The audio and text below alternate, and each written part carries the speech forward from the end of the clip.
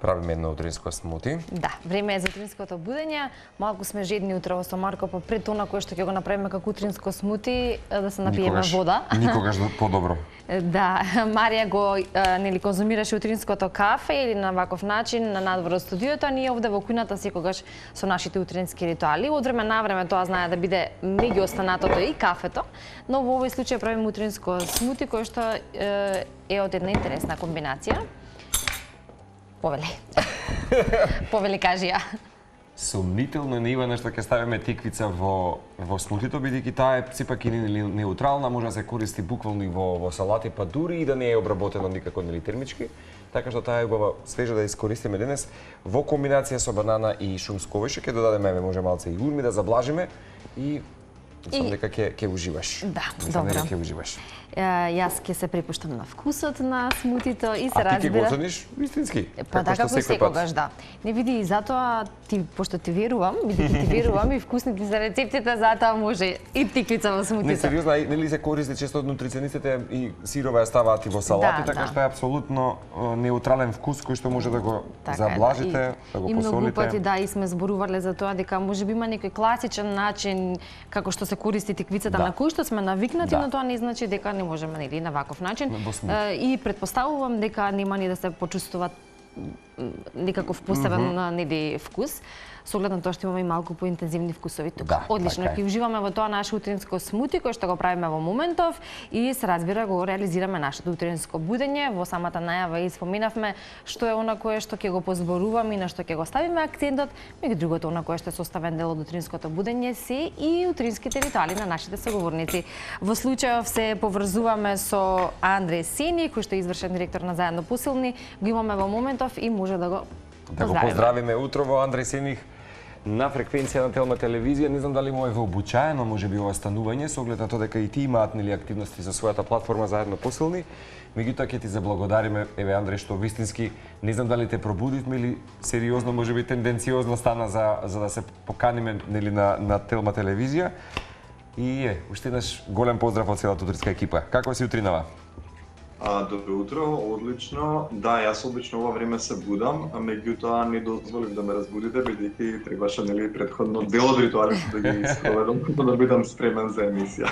Така што малку помалку спијав утрово. Да, и кога велиме со Ивана ритуали, често знаеме нели само да спомнеме тоа како прво прашање, кога е твоето чисто накво биолошко будење кое што најчесто го имаш и на каков начин, како почиња агендата на Андреј?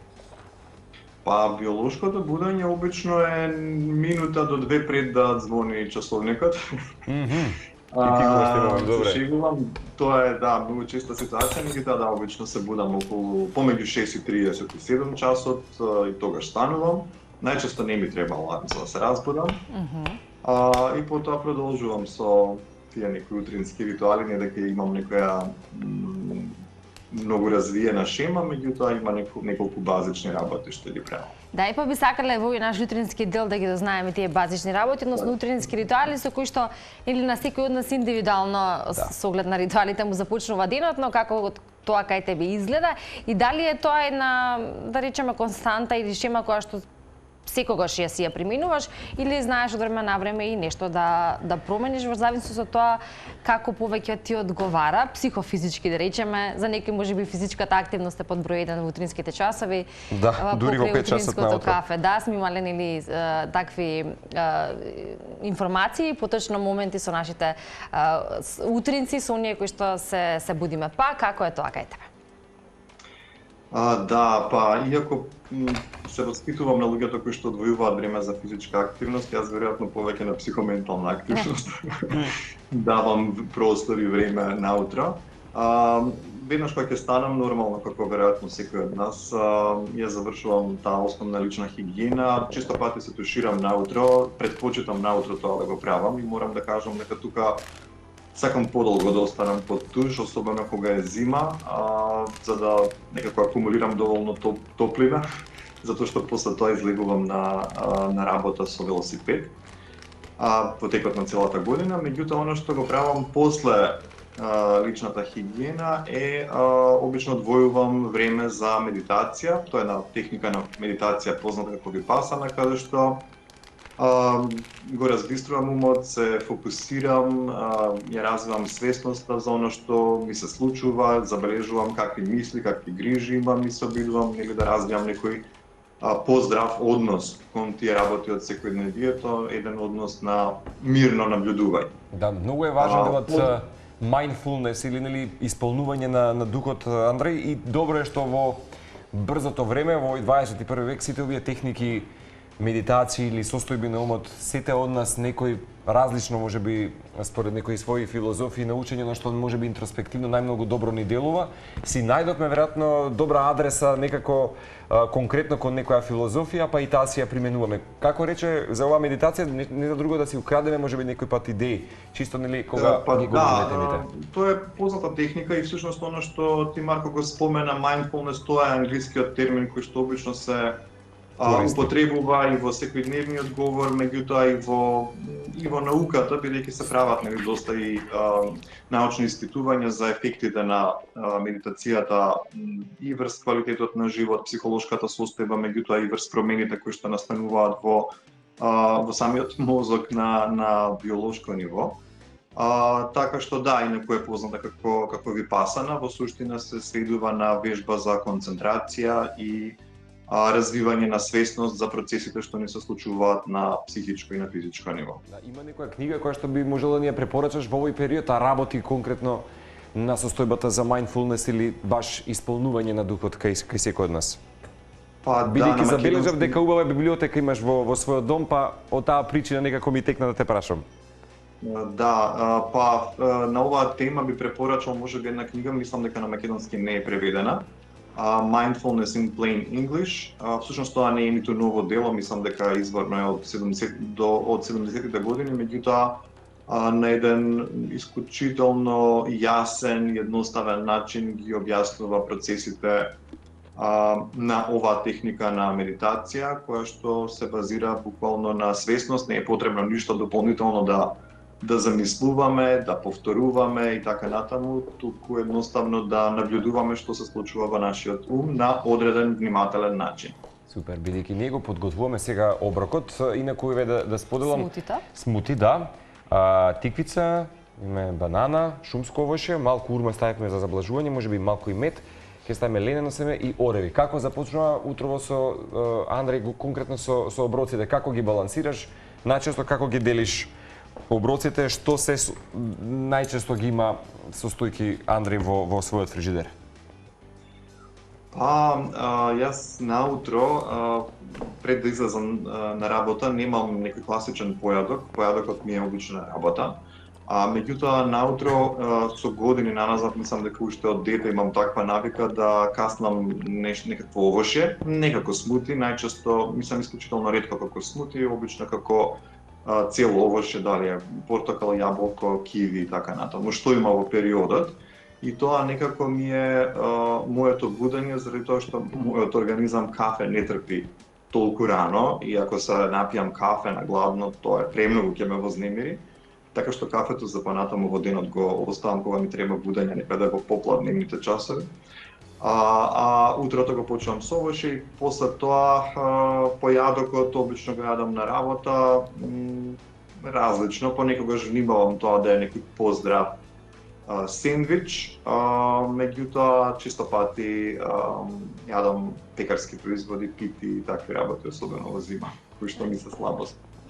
Утринските ритуали се тие и почетокот на денот е најчесто таков, а што се однесува до секојдневието и останатите уврски и активности, се разбира и тие тука варираат веројатно, но она кое ние денеска би сакале да го информираме, се разбира, е панел дискусијата и изложбата на 20 дела изработени од студентите на факултетот за арт и дизајн при Европскиот универзитет во организација, се разбира, на Заедно посилни, па ќе го искористиме нели ова наше утринско будење да информираме малку повеќе за ова. Да, бидејќи повеќе од 15 години Заедно посилни како платформа нели ја користи конкретно можеби за делувањето и за екнувањето на лицата со ХИВ да бидат секако рамноправни, да ги имаат сите тие всушност животни навики исто како и секој ден нели жител или сограѓани на оваа земја. Така што ова што го спомена Ивана е само дел од активностите кои што најчесто ги имате од 2009 и се провлекуваат календарски понекогаш и преку интерактивни содржини културни манифестации да ги потсетиме нели луѓето дека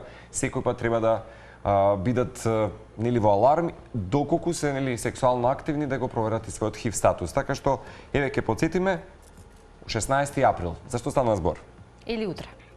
Или утре, да. Тоа е дел од тоа е основа на нашата мисија, нели да обезбедиме поддршка за луѓето што живеат со ХИВ, меѓутоа исто така и колку што може да влијаеме на подигнувањето на јавната свесност за ова инфективно заболување кај нас, со цел од една страна да се намали стигмата кон луѓето со ХИВ во општеството, но од друга страна луѓето, особено младите, но не само младите, да бидат поинформирани за реалните ризици од ХИВ, како и од други сексуално преносливи инфекции, за кои што повремено или согласно околностите, согласно ризиците во кои што некој се нашол, треба да направи одреден скрининг или одреден тест или барем да разговара со стручно медицинско лице или со обучени лица од граѓанска организација, за да ги процени своите ризици, за да знае како подобро да се заштити и да го провери својот ХИВ статус или статусот на некоја од другите сексуално преносливи инфекции, за кои што кај нас, за жал, може би делумно поради и веројатно главно поради тоа што се работи за табу тема, во јавноста многу и не се зборува и дури одредени работи и нашата епидемиологија и епидемиолошкото следење со известно задоцнување ги констатираат, откако веќе поголем број луѓе се засегнати. Тука би споменал, ако за ХИВ имаме некоја стапка на инфекција и една стабилна епидемија која што гледаме дека одржува некаков континуитет во годините со приближно еднаков број на ново диагностицирани случаи во годината, во последните неколку години имаме зголемен број на сифилис, кое што е едно друго сексуално преносливо заболување. Иако вниманието и на јавноста, и на стручните и надлежните институции се уште не на соодветното ниво за да се справиме со ова веројатно мини епидемија. Затоа луѓето треба да бидат поинформирани, треба да разговараат со своите матични лекари пред се, или со семејните лекари како нели прва здравствена установа со која што обично сме во контакт, доколку е потребно нели да се советуваат и со специјалисти на темата. Настанот кој што ќе се случи утре во Europe House, нели во просториите на Европската унија во Скопје, е изложба и дискусија, изложба на дела кои што се изработени од студентите на Европскиот универзитет. Тие беа изработени уште по повод 1 декември минатава година, светскиот ден на СИДА, и сега по втор пат ќе бидат изложени. Се работи за креативни решенија за подигнување на свесноста, кои што се однесуваат како на поддршката кон луѓе што живеат со ХИВ, така и на превенцијата, односно на потребата да бидеме информирани и заштитени, додека во дискусијата ќе се фокусираме на малку пошироко на контекстот на сексуалното здравје и младите и очекуваме, се надеваме дека поголем дел од публиката ќе биде од кај младите. Да, би сакал само да те прашам, Андре, бидејќи буџетот за жал испомнавме всушност околу превенција е намален за околу, како спомена ти, 70% можеби од минатите години. Сега така, практично имате многу помал буџет од она што располага и конкретно заедно посилни, се со цел да се донесе и терапијата и да се обезбедат сите тие, да речеме, креативите тематики кои што се поврзани токму со ХИВ и СИДАТа. Меѓутоа, се наоѓате и на некој начин сепак календарски правите некаков еквилибриум. По повод и 7 април, Светскиот ден на здравјето, чинам дека имавте повторно едно излагање, можеби вие со Хера, конкретно некако беше апострофирано повеќе и жената или во фокусот беше ставена жената за овој ден. Така да, стануваше збор за соопштение кое што го свртува повеќе вниманието на потребата од инвестирање во превенција. Кога зборуваме за превенција, зборуваме за секаква можна превенција, бидејќи тоа е клучно пред се за заштита на здравјето и на квалитетниот живот на македонските граѓани. А потоа се разбира и за заштеда на нивните пари, бидејќи многу поевтино не чини како земја, како општество, да инвестираме во превенција на заболувања, вклучително и на малигните заболувања, одошто потоа плаќањето за исклучително скапи терапии, диагностика и така натаму. Во однос на буџетот за превенција, точно е тоа што го спомена Марко, во споредба со 2021 година, повеќе од 70% од средствата кои што се инвестираа во превенцијата на ХИВ и на други сексуално преносливи инфекции, за жал се скратени, и не само нашата, туку десетина други организации функционираат на исклучително ниско ниво. За жал, опфатот на овие услуги е значително намален. Многу е веројатно дека во следниот период тоа негативно ќе се одрази, за жал, на трендовите на... Зарем не е некако примерна содржина за Министерството за здравство и генерално можеби за институциите конкретно да се донесат повеќе средства како во минатото, се со цел информации и подобра заштита и равноправност за лицата? Да, не го слушнав прашањето. Велам, зарем не е се уште некако примерно правило да се обезбедат услови и поголем буџет? Од која причина беа скусени средствата, Андреј? Моето видување и мислам како некој што работи на ова поле е дека за жал недостасува кај институциите, кај владата, независно која и да е, и претходната и ова и претходните влади, недостасува еден во здравството еден пристап кој што е доволно заснован на докази. И се поаѓа од тоа дека секогаш имаме некакви буџетски ограничувања. Просто не постои информирана и стручна дискусија околу тоа каде е неопходно да инвестираме во здравството и за кои работи мора да се изнајдат средства, па дури ако треба и да се зголеми буџетот за здравство на државата, за да имаме здрави граѓани и да се заштитиме од закани како општество, како што на пример беше COVID-19, тоа се закани кои што може да се повторат, а прашање е колку како земја сме подготвени да се заштитиме или да ги намалиме ефектите негативни од евентуални такви нови здравствени закани. И се разбира да заштедиме средства во буџетот преку тоа што нема да има потреба да лекуваме толков број на луѓе од малигни заболувања, од ХИВ, преку тоа што ќе ставиме крај на епидемијата на ХИВ и на други сексуално преносливи инфекции, каде што понатаму трошоците за лекување практично ќе ги немаме ако во наредниве неколку години инвестираме во превенција. Значи мислам дека е кратковидост и отсуство на еден научно заснован пристап заснован на доказите кои што ги имаме од искуството во светот и од многу научни истражувања. Андреј, ти благодариме за вака кратко или кусо информирање во склоп на нашето утринско будење и како и за утринските ритуали или за останатите активности. Уште еднаш потсетуваме дека утре, односно на 16 април во 18 часот, панел дискусија и изложба на 20 дела изработени од студенти. Веруваме дека ќе има млада публика и пораката ќе стигне онаму каде што треба. А ти благодариме што утре беше дел од нашето утринско будење и што можевме да се поврземе на еден ваков начин, па да имаме еден убав утрински разговор. Беше прилика да ти благодарим уште еднаш. Ви благодарам и јас за разговорот и за одвоеното време. По секој време. И убав ден. И убав ден ќе ти посакаме секако до следното наше гледање и обработување на темата со ХИВ. Инаку, сега го правиме ние финалниот продукт. Тоа е нашата смузи.